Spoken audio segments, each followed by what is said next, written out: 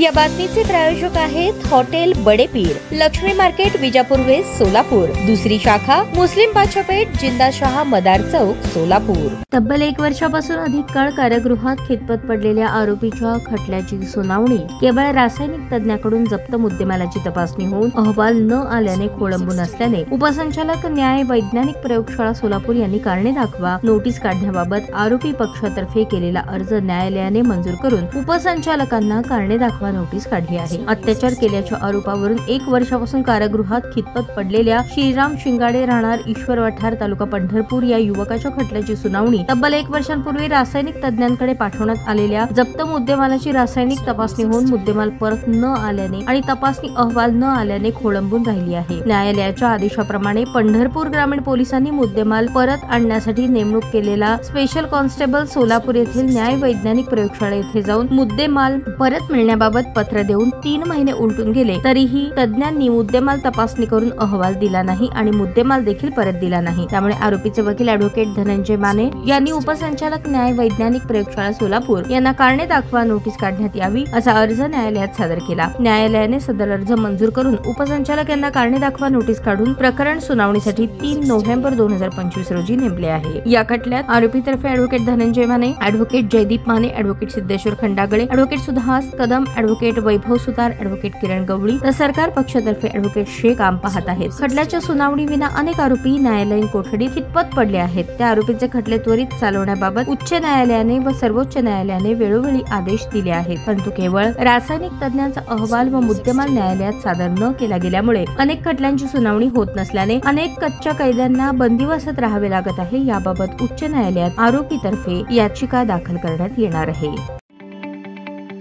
ताज्या बातम्या पाहण्यासाठी प्राईम महाराष्ट्र न्यूज चॅनलला सबस्क्राईब करा।